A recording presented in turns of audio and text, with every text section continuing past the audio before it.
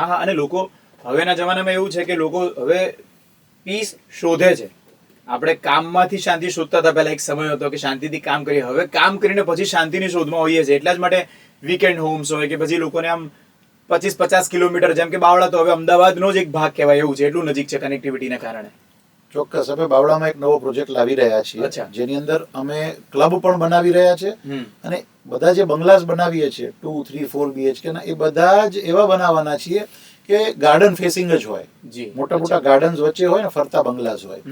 અને સાથે સાથે ક્લબ એવો હોય કે જ્યાં રહેવા માટેના રિસોર્ટ્સ પણ હોય, બધી એમ્યુનિટીઝ બી હોય ઇવેન્ટ કરવા માટેની, પ્લસ તમે ક્લબ જે અહીંયા મોટા મોટા ક્લબોમાં આપણે જતા હોઈએ છીએ એ બધી એમ્યુનિટીઝ પણ ત્યાં હોય. એટલે તમારા મકાનમાં તમે રહો અને પછી તમે ત્યાં ક્લબમાં જઈને તમારી જીવન માણો, પ્લસ ગાર્ડનની અંદર જઈને તમે વેરિયસ પ્રકારના ફ્રૂટ્સથી લઈને વેજીટેબલ્સથી લઈને એની પણ મજા માણો.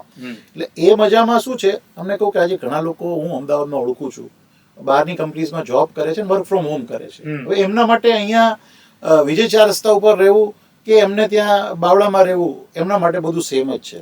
યસ યસ, અને કોસ્ટ ઓફ લિવિંગ પણ અહીંયા જેટલું ઊંચું હોય ત્યાં એટલું નીચું મળે, ચોખ્ખી હવા મળે, અલગ વસ્તુ છે પાછી. આજે મારા એક મિત્ર છે જે બાવળા પાસે ફાર્માસ્યુટિકલ કંપનીમાં જોબ કરે છે. એ રાજસ્થાનથી બિલોંગ કરે છે. એમણે મને એવું કીધું કે ભાઈ તમારા પ્રોજેક્ટમાં મારે તો વીકેન્ડ હોમ તરીકે નહીં, મારે તો પરમાનન્ટ રહેવા માટે જગ્યા જોઈએ છે. એ મને કીધું કેમ એવું? કે હું બાવળામાં જ રહું છું, મારે તો અહીંયા કોઈ અમદાવાદમાં છે નહીં, તમારા જેવા મિત્રો છે 2-4 બસ, એટલે હું બાવળામાં રહું છું, મારો છોકરો ત્યાં સરસ સ્કૂલમાં ભણે છે, બરોબર, અને મને ક્યાં અહીંયા આવવાની જરૂર છે? આવવા જવાનો સમય જોઉં તો 3-4 કલાક તો એમાં જતી રહે.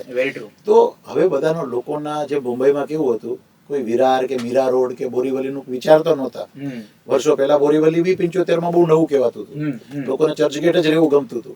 પણ આજે બોરીવલી છોડો, મીરા રોડ છોડો, લોકો વિરારથી આગળ દાણુ સુધી રહેવા જતા રહ્યા છે. એટલે જ્યાં જ્યાં ડેવલપમેન્ટ થાય, ક્યાં થવાનું છે ત્યાં ઇન્વેસ્ટમેન્ટ કરાય. હું એવું નથી કહેતો કે અમારા જ પ્રોજેક્ટોમાં રોકજો, પણ તમે એક વિઝન બનાવો, તમારું એક સેવિંગ્સની એક ફોર્મ્યુલા ગોઠવો, અને અમે ચોક્કસપણે એવી ફોર્મ્યુલાઓ આપણને આપશું જેથી કરીને ટીપે ટીપે જેમ સરોવર ભરાય. અમારી પાસે ઇન્વેસ્ટમેન્ટના એવા પણ પ્રપોઝલ્સ છે. તમે એવું ના માનતા કે મારે એક સાથે બહુ મોટી રકમ રોકી દેવાની છે. નાના પ્લાન્સ છે, આજે 3, 4, 5 વર્ષના ઇન્સ્ટોલમેન્ટ પ્લાન્સ પણ છે.